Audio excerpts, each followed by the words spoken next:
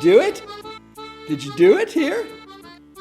Start laughing for 20 seconds as hard as you possibly can, at least once a day, maybe 2 or 3 times a day. It really works. It makes you feel good. Can you feel how you get rebooted? All of a sudden you feel good and you just kind of gives you a new charge into the day. That was a Nasterclass 1.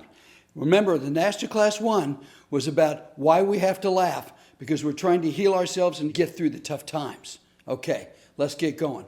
3 ways to create humor in your brain, because humor's all up here in the way you think. First of all, they're ideas. You have to be playful with an idea. That's very important, to be playful with an idea. The first one, as you recall, was wordplay, how you switch things around. That's basically what puns are, is wordplay. Remember the IHOP that I did? That was wordplay. Now, the second one, though, is to exaggerate. It's to exaggerate. Now, you have to understand, the people that told me these stories, they're all true. And they've asked me to change the name, so I have. Sandy wanted a nose job. Okay, I jumped into that real quick. This is how you exaggerate things. You just make, and that's why I wore the shirt. That's why I wore all this today. To show, to be colorful, to exaggerate. That's how you bring the humor into it. Okay, here we go. Sandy and Brian, they told me this story together, both in their early 40s. Sandy wanted a nose job. She thought her beak was too big. Brian thought it was fine. He didn't think she needed, he loved her just the way she was. She wanted the nose job. Honey, you want the nose job? Get the nose job. She got the nose job. There's her husband, Brian, waiting for her in the recovery room. She comes in, and she comes to him and goes, honey, how are you? And she said, I'm miserable. Can I get you anything? She said, no, just I want to sleep. Let me know. You know how much I care about you. Can I get you anything? And she said, just get me a casket. And he said, well, at least we can close the lid now. Yes, he did. He really said that. I'll get to why that works in just a little bit. That's how you exaggerate something to make it funny. Now, I'm going to get to why that's okay to do that in just a little bit. The next story is the absurdity. Appreciating the absurdity of a moment. Again, true story. A woman that I knew was a nurse. Her mother was in hospice, and she was going through dementia and Alzheimer's. And I don't know if anybody's ever told you this before, and because I've been through this. When your loved one or somebody knows going through Alzheimer's or dementia, don't argue with them. Just play along. Don't argue with them. They're not there anymore. And you're not laughing at them. You're laughing at the effect that disease has on them. It's a very important distinction to know. So, the woman that I know, a nurse, is talking to her mom who's in hospice. And she goes, Mom, how you doing today? She goes, oh, my hysterectomy pains are killing me. She argued with her mistakenly. She goes, Mother, you never had a hysterectomy. She said, I did too. It was before you were born. Get the absurdity? Okay. One is exaggeration, the casket. Let's get to that right away. And I'm going to talk about this throughout the class.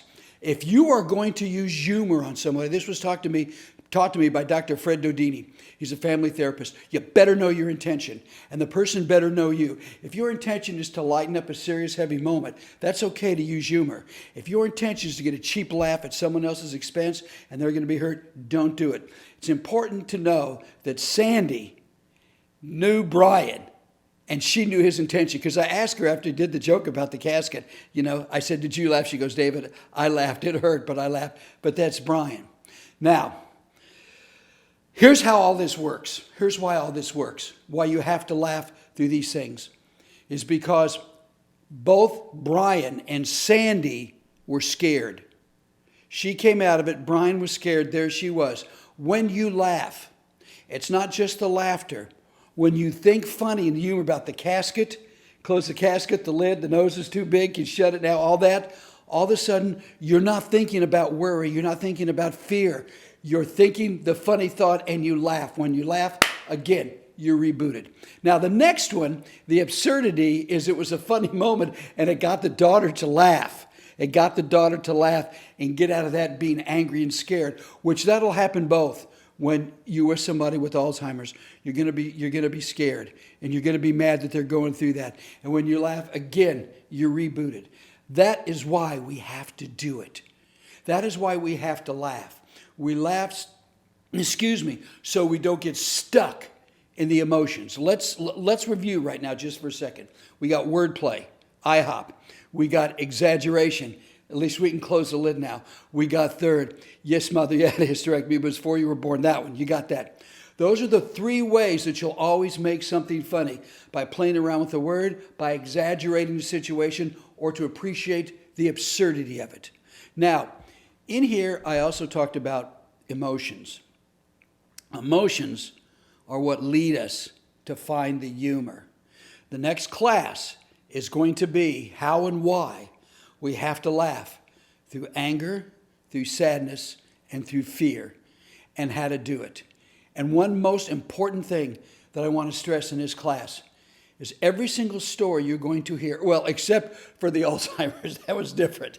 But everybody that you're going to hear these stories, they made the choice to think funny, and then they laughed.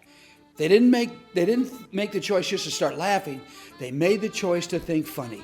When you think funny, any thoughts of misery, worry, sadness, anger, fear, they're gone.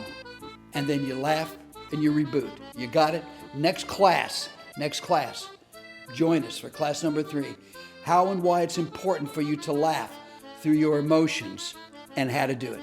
See you next time. Keep laughing. Stay amused. Think funny.